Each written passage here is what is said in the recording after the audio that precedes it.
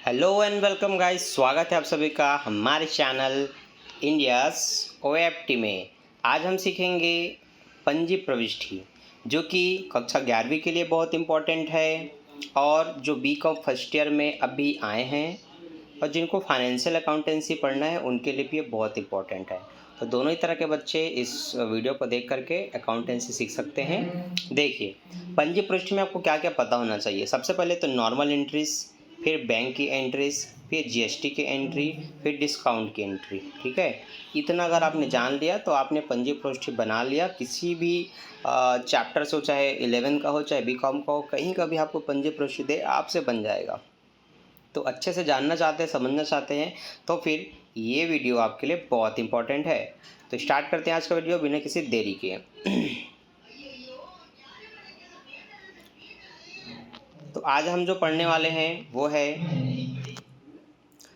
College का question number 25, जहाँ पर पंजी प्रविष्टि करना है हेमा की पुस्तकों में। अब आपको ये मिलेगा चैप्टर 5 में, कॉलेज के चैप्टर 5 में पंजी प्रविष्टि आपको मिलेगा।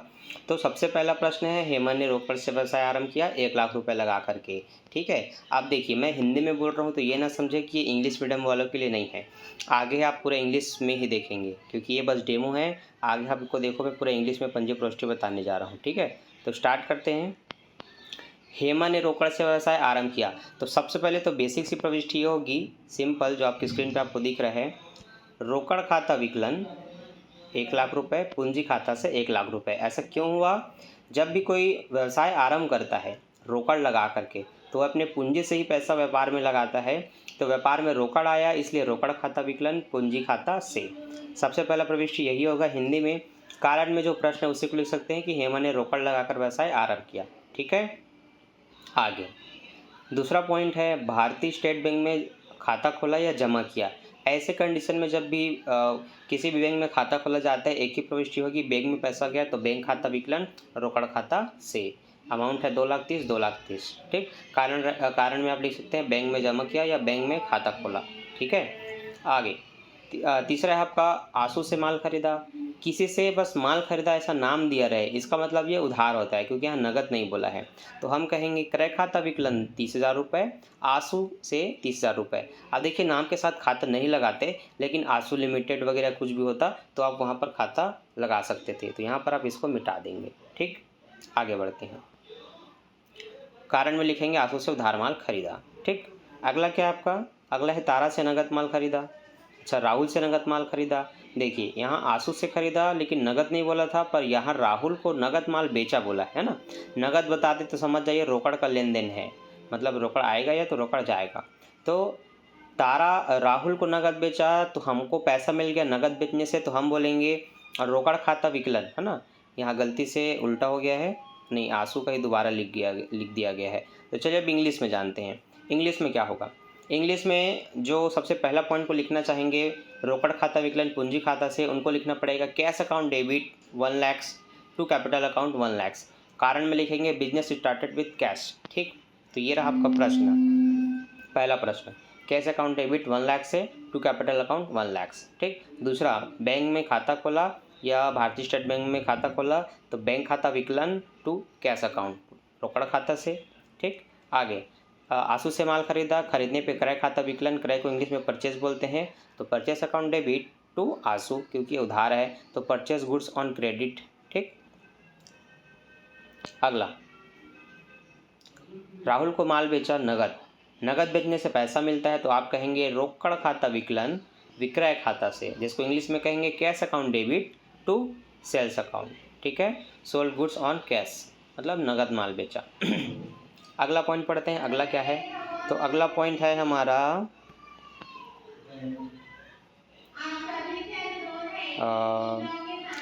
तारा से नगद खरीदा। ठीक है, तारा से नगद खरीदा, वहाँ पर हम क्या करेंगे? देखिए तारा से खरीद लिया, नगद है, खरीदेंगे तो हमेशा आपको क्रय खाता विकलन बोलना है, नगद है तो रोकड़ खाता से। तो हमने कहा 5वें नंबर पे परचेस अकाउंट डेबिट, क्रय खाता विकलन परचेस अकाउंट डेबिट रोकड़ खाता से टू कैश अकाउंट, 40,000 रुपये हमने लिख दिया। ठीक है, आगे अगला है सुमन को माल बेचा। ठीक है, सुमन को माल बेचा तो यहाँ पर सब उधारी होगा, तो हमने लिखा सुमन अकाउंट डेबिट, क्योंकि उधार बेचने से जिसके पास माल चला गया वो विकलन, पैसा नहीं मिला लेकिन विक्रय से गया तो कारण लिखना है विक्रय खाता से। तो सुमन खाता विकलन विक्रय खाता से सुमन अकाउंट डेबिट टू सेल्स, है ना, सुमन डेबिट टू सेल्स। इस तरह से इसमें बेचा गया है तो आप यहाँ पर सोल्ड लिखेंगे, ठीक है। ये पिछला ही इसमें टाइप हो गया है। तो यहाँ पर आप क्या लिखेंगे, यहाँ पर आप सोल्ड लिखेंगे, ठीक, okay. Good sold on cash, sorry ये भी गलत है, यहाँ पर हम इसको अच्छे से सुधार लेते हैं। कारण में देखिए आपको ज़्यादा समझना है तो जो प्रश्न में दिया होता है आप उसी को यहाँ उतार सकते हैं, ठीक है। तो goods sold to Suman on credit, ठीक है। इस तरह से लिख करके इसको कंप्लीट कर सकते हैं। आगे देखते हैं हमारे प्रश्न में अगला क्या है। तो हमारे प्रश्न में अगला है सुमन से भुगतान का चेक प्राप्त किया 19,500, बट्टा दिया 500 रुपये। ठीक है, जब भी किसी से पैसा प्राप्त होता है और बट्टा दिया तो आपको एंट्री करना है रोकड़ खाता विकलन बट्टा खाता विकलन सुमन से। जब इसका चेक बैंक में भेजा और समझ लो पैसा बैंक में आ गया तो बैंक खाता विकलन बट्टा खाता विकलन सुमन से, इस तरह से आपको बताना है। अगला है आशु को भुगतान का चेक जारी किया, है ना, आशु को भुगतान का चेक जारी किया आशु विकलन बैंक खाता से। किराए का भुगतान चेक द्वारा किया किराया खाता विकलन बैंक खाता से, ठीक है। तो ये लगभग जितने भी पॉइंट है आप आगे देखेंगे ये, ठीक। तो सुमन से पैसा अगर मिला तो यह तो होगा बैंक, अगर चेक के रूप में मिला, अगर पैसा सीधा बैंक में आ गया तो सिर्फ चेक मिला तो रोकड़ होता है जिसको आप कैश कहते हैं, और अगर सीधा चेक मिला बट्टा दिया ऐसा बोला जाए तो समझ लीजिए पैसा बैंक में आ चुका है। तो bank account debit 19,500, discount account debit 500 रुपये और टोटल सुमन से 20,000 रुपये, ठीक है। चेक रिसीव फ्रॉम सुमन, इस तरह से आप कारण लिखेंगे। आगे लिखते हैं, आगे है आशु को दिया या आशु के लिए चेक जारी किया तो आशु विकलन बैंक से, तो आशु विकलन 10,000 रुपये, बैंक से 10,000 रुपये, cheque given to Ashu on account, ठीक। किराया दिया चेक के द्वारा तो रेंट अकाउंट डेबिट, किराए को रेंट बोलते हैं, rent account debit to bank account, ठीक है। रेंट पेड बाय चेक, ये आपको बताना है। अगला बैंक में जमा किया 10वां पॉइंट है, तो बैंक खाता विकलन 16,000 रुपये, रोकड़ खाता से 16,000 रुपये, इंग्लिश में बोलेंगे bank account debit to cash account, ठीक, कैश डिपॉजिट इनटू बैंक, ठीक। फिर है मशीन प्रज्ञा से खरीदा। आपके पास पुस्तक होगा तो गाइज आपके पास बुक होगा ना तो आप बुक निकाल करके बैठे तो आपके लिए ज़्यादा अच्छा होगा, ठीक है। इससे आपको ये सब जल्दी समझ में आएगा। तो मशीन खरीदा प्रज्ञा से, तो मशीन खाता विकलन प्रज्ञा से, तो हम बोलेंगे machine account debit 10,000 to Pragya 10,000, machine purchase to Pragya on credit, मतलब उधार प्रज्ञा से खरीदा। ये आपके कारण है जो कि आप प्रश्नों को भी लिख सकते हैं, नहीं तो फिर आपको ये देख लेना है, नोट कर लेना है। अगला व्यापारिक व्यय का भुगतान किया, व्यापारिक व्यय का भुगतान करेंगे तो उसको हम व्यापारिक व्यय को हम ट्रेड एक्सपेंसेस बोलते हैं, तो trade expenses account debit to cash account, okay. आगे बढ़ते हैं। अगला है प्रज्ञा को चेक से भुगतान किया, है ना, चेक द्वारा दिया मतलब बैंक से दिया समझ लीजिए, तो हम बोलेंगे प्रज्ञा अकाउंट डेबिट टू बैंक, ठीक है, चेक इशू टू प्रज्ञा। अगला है टेलीफोन व्यय, तो telephone exchange account debit to bank account, ठीक है। टेलीफोन व्यय का भुगतान चेक से किया तो telephone expense account debit to bank account, ठीक। सैलरी दिया या वेतन दिया, वेतन आपने नगद दिया तो salary account debit to cash account, cheque से देते तो टू बैंक आता, ठीक है। आगे बढ़ते हैं। अगला है हमारा क्वेश्चन नंबर 11। क्वेश्चन नंबर 11 में बोला है रोकड़ से व्यवसाय आरंभ किया। देखिए जब भी बोला जाए रोकड़ से व्यवसाय आरंभ किया वहाँ पर आप क्या कर सकते हैं, आपने अभी देखा, आप बोलेंगे रोकड़ खाता विकलन पूंजी खाता से, तो आप कहेंगे cash account debit to capital account. तो जब भी रोकड़ से व्यवसाय आरंभ होगा, ये पहला पॉइंट मिला, आपको यही लिखना है cash account debit to capital account. जो अमाउंट है 2 लाख रुपए का वो आप लिख देंगे दोनों में, ठीक है। आए समझ। कारण क्या लिखेंगे, बिजनेस स्टार्टेड विथ कैश, ठीक है, या स्टार्टेड बिजनेस विथ कैश, दोनों एक ही चीज़ है। इस तरह से आप लिख करके इसको कंप्लीट करेंगे, ठीक है बच्चों। आगे बढ़ते हैं अगले टॉपिक पे। अगर ये आपको छोटा दिख रहा होगा तो हम इसको बड़ा कर सकते हैं आपकी सुविधा के लिए, इस तरह से, ठीक, ताकि आपको भी दिक्कत ना हो और आसानी से आपको ये समझ में आए। ठीक है। अगला, ऑफिस के लिए फर्नीचर खरीदा। ठीक है, ऑफिस के लिए फर्नीचर खरीदा। यहाँ पर आप बोलेंगे फर्नीचर खाता विकलन रोकड़ खाता से, क्योंकि किसी का नाम नहीं है तो ये उधार भी नहीं है, तो ऐसे चीज़ें आप नगद बोलते हैं। जैसे कि क्रय मतलब खरीदा या सिर्फ बेचा बोल दे, किसी का नाम ना हो तो वो सब नगद होते हैं। आपको याद रखना क्या होता है, वो नगद होता है। तो इसी तरह से हमने कहा फर्नीचर खरीदा कार्यालय के लिए, तो फर्नीचर खाता विकलन, फर्नीचर खाता विकलन रोकड़ खाता से। ठीक है। आपको कन्फ्यूजन हो रोकड़ या बैंक, तो आप आंसर लिखते समय दोनों लिख सकते हैं। आप टू कैश भी लिखेंगे और ऐसे ऑब्लिक करके बैंक भी लिख सकते हैं। इससे आपका दोनों एक साथ लिखा जाएगा। ठीक है, इस तरह से फर्नीचर अकाउंट को आपको फर्नीचर अकाउंट डेबिट करना है।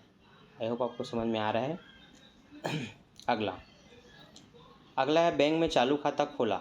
देखिए, बैंक में चालू खाता खोले तो सिर्फ बैंक खाता विकलन रोकड़ खाता से, लेकिन जब सावधि जमा बोलेगा तो सावधि जमा खाता विकलन रोकड़ खाता से बोलना है। तो बीच बीच में जो मैं बता रहा हूँ उसको भी आप नोट करें, क्योंकि वो बहुत इंपॉर्टेंट है। ठीक है, तो बैंक में चालू खाता खोला, बैंक खाता विकलन, ठीक है, बैंक खाता विकलन रोकड़ खाता से टू कैश। ठीक, जो अमाउंट आपको दिख रहा है यह अमाउंट आप इसमें लिख देंगे, वो मैं नहीं लिख रहा हूँ। आगे, चेक द्वारा भुगतान कर कंप्यूटर खरीदा। कंप्यूटर या कोई भी यंत्र आपने खरीदा वो विकलन रोकड़ खाता से, तो computer account debit to cash account. इस तरह से दूसरा भी कंप्लीट कर लिए, है ना। आगे बढ़ते हैं अगले टॉपिक में। अगला है रितिका से उधार माल खरीदा। रितिका से उधार माल खरीदा जो कि है 60,000 का। तो उधार माल खरीदने से माल तो आ गया, माल आ गया लेकिन पैसा नहीं दिए। माल आ गया तो आप बोलेंगे क्रय खाता विकलन, है ना, क्रय खाता विकलन, जिसको आप इंग्लिश में परचेज बोलते हैं। तो परचेस अकाउंट आपको डेबिट करना है, purchase account debit to cash तो नहीं, क्योंकि नगद नहीं है, रितिका है, तो आप बोलेंगे रितिका से, रितिका टू रितिका। ठीक है, तो सिंपल प्रविष्टि है क्रय खाता विकलन रितिका से purchase account debit to Ritika. अगला, नगद बिक्री। नगद बिक्री करने से पैसा मिलता है, तो आप बोलेंगे रोकड़ खाता विकलन विक्रय खाता से, इंग्लिश में कहेंगे cash account debit, cash account debit to sales. अब आपको यहाँ पर पता होना चाहिए, मैं सबका कारण नहीं बता रहा हूँ। कारण इसलिए नहीं बता रहा हूँ कि जो भी हम प्रश्न पढ़ते हैं वही उसका कारण होता है। जैसे कि नगद बिक्री, तो आप कारण में लिख सकते हैं ब्रैकेट में सेल्स, कैश सेल्स, इसका मतलब है नगद बिक्री, इसलिए आपने वो किया। ठीक है, आगे बढ़ते हैं। अगला, करिश्मा को माल उधार बेचा। करिश्मा को माल उधार बेचा तो किसके पास माल चला गया, करिश्मा के पास। आपको पैसा मिला क्या, नहीं मिला। तो ऐसे मदे जिसमें उधार विक्रय किए जाते हैं, आपको बस एक काम करना है, क्या, जिसको बेचा उसका नाम विकलन। तो यहाँ पर करिश्मा, करिश्मा क्या हो जाएगी, विकलन हो जाएगी, किससे, सेल से, जिसको हिंदी में क्या बोलेंगे, क्रय विक्रय सॉरी करिश्मा खाता विकलन विक्रय खाता से। आगे बढ़ते हैं। अगला टॉपिक क्या है हमारा भाई, अगला टॉपिक है मानसी को नगद भुगतान किया। देखिए, मानसी को भुगतान किया तो मानसी के पास पैसा चला गया, तो मानसी विकलन हो गई, किससे हुआ, रोकड़ खाता से। तो Mansi account debit to cash account, क्योंकि पैसे से उसका पूरा भुगतान हो चुका। अगला देखते हैं क्या है।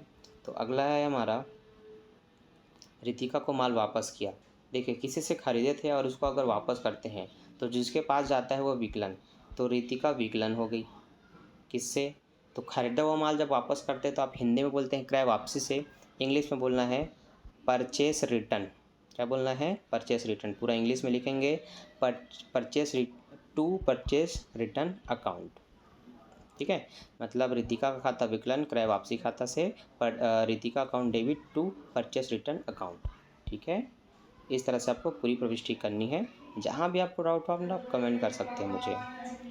अगला क्या है, नगद भुगतान कर स्टेशनरी खरीदा तो स्टेशनरी खाता विकलन, ठीक है। जब भी ऐसा कुछ खरीदा तो उसको आप विकलन कर दो। कंप्यूटर खरीदा था तो कंप्यूटर विकलन किया, स्टेशनरी खरीदा तो stationery account debit to cash account, क्योंकि नगद खरीदा। मजदूरी भुगतान किया, मजदूरी को वैक्स बोलते हैं, तो wax account debit to cash. अब है करिश्मा ने माल वापस किया, तो देखिए बेचा हुआ माल अगर वापस आए तो विक्रय वापसी खाता विकलन, जिसने भेजा उसको समाकलन कीजिए। किसने भेजा? करिश्मा ने, तो विक्रय वापसी खाता विकलन करिश्मा से, ठीक है। इसका ये होगा। इंग्लिश में आप क्या बोलेंगे? Sales return account debit to करिश्मा।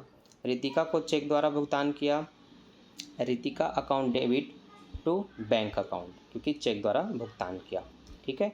आगे बढ़ते हैं।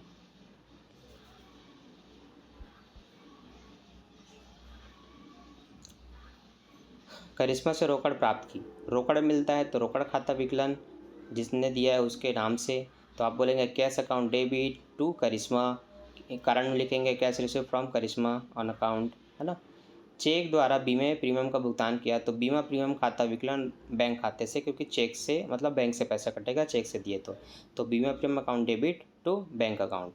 करिश्मा से चेक प्राप्त किया, करिश्मा से जब सिर्फ चेक प्राप्त किया तो यहाँ पर आप रोकड़ खाता विकलन करिश्मा से बोलेंगे, क्योंकि अभी तक इसका चेक बैंक में नहीं भेजा है, ठीक है।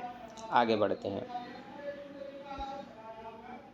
अगला है चेक द्वारा किराए का भुगतान किया, तो किराया खाता विकलन बैंक खाता से, आपको कहना है rent account debit to bank account.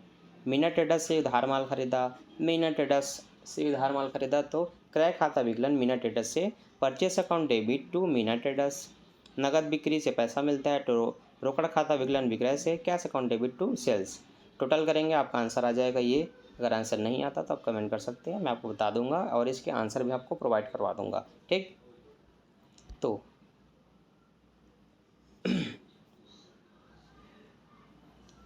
ये है उसका आंसर, ठीक। ये है उसका आंसर जो भी आपको मैंने फटाफट बताया। सारे पॉइंट आप मिला सकते हैं। अगर इसमें कुछ मिसिंग है तो वो आपको मैं पीछे वीडियो में बता चुका हूँ, आप देख सकते हैं। तो ये लिखने के लिए बता रहा हूँ कि तरीका कैसे लिखने का, ठीक है। क्योंकि ज़्यादातर बच्चों के पास प्रॉब्लम क्या होती है, सीख तो लिए, जान भी गए, पर लिखना कैसे, इसमें भारी कन्फ्यूजन होता है उन लोग को। तो वो कन्फ्यूजन ना हो इसलिए मैं बताने जा रहा हूँ, ध्यान से देखिए। जिस भी व्यक्ति के नाम से खाता बन रहा है आप उसको लिखेंगे मैमर्स ब्यूटी ट्रेडर्स की पुस्तकों में, इंग्लिश में लिखेंगे general entry in the book of messrs traders. और इस तरह से आप हिंदी में लिख सकते हैं, और जो हिंदी में नहीं लिखना चाहते वो इंग्लिश में लिख सकते हैं। व्यापार आरंभ किया रोकड़ खाता विकलन पूंजी खाता से, cash account debit to capital account, ठीक है। तो हिंदी इंग्लिश दोनों में लिखा गया है, ये आपकी सुविधा के लिए आपको प्रोवाइड किया गया है ताकि आपको दिक्कत ना हो, ठीक है। उसी तरह से ये, ठीक। यहाँ पर भी आप देख सकते हैं कि प्रॉपर तरीके से पूरा इंग्लिश में लिखा गया है। यह है, इस तरह से आपको लिखना है। विकलन की शुरुआत फर्स्ट से होती है, समाकलन उसके एक स्टेप बाद नीचे से यहाँ से लिखा जाता है। कारण आप पूरा फर्स्ट लेकर से एंड तक लिखेंगे, ठीक है। हर बार आप ऐसे लाइन खींच सकते हैं, नहीं खींचेंगे तब भी कोई बात नहीं। तो ये प्रॉपर तरीके से आपको बनाना है, याद रखना है। आपको खाता इसी तरह से बना करके दिखाना है और एग्ज़ाम में भी ऐसे ही बनाना है, ठीक है। तो हमारा समझाना अगर आपको समझ में आया, ठीक है, तो आप वीडियो को लाइक कर सकते हैं, ठीक है। डाउट हुआ तो आप कमेंट कर सकते हैं, जिससे हमें ये पता चले कि आपके पास डाउट हैं, आप पढ़ रहे हैं, ठीक है। और आगे के लिए आप कौन से वीडियो चाहते हैं वो भी आप कमेंट करके बता सकते हैं। तो मेरा इस टाइप से वीडियो बना करके समझाना आपको अच्छा लगा कि नहीं, आप कमेंट करके ज़रूर बताएं, क्योंकि मैं आपके लिए नए नए खोज करते रहता हूँ कि कैसे आपको अच्छे से अच्छा अकाउंट समझाऊँ, ठीक है। तो इसके लिए मैंने बहुत मेहनत किया है ताकि आपको अच्छे से समझ में आए, आपको अच्छे से ये मिल जाए, ठीक है। तो बच्चों कमेंट करके ज़रूर बताएं, मैंने हिंदी इंग्लिश दोनों में आपको बताया है। तो इसी तरह से साथ देते रहिए। वीडियो अच्छा लगता है तो अपने दोस्तों रिश्तेदारों में शेयर करते रहिए, ठीक है। यह है बैंक संबंधित व्यवहार, जिसको हम आगे के वीडियो में कवर करेंगे। तो आज के लिए बस इतना ही। मैं मिलता हूँ नेक्स्ट वीडियो में नेक्स्ट टॉपिक के साथ। अभी के लिए bye, thanks for watching. Video अच्छा लगा है तो चैनल का नाम है इंडिया सेफ्टी, दोस्तों के साथ शेयर जरूर करें और हमेशा हमारे वीडियो को सर्च करके देखें ताकि हमारा वीडियो टॉप में आए, ठीक है। तो बाय, थैंक्स फॉर वॉचिंग। मिलते हैं नेक्स्ट वीडियो में। Keep practising.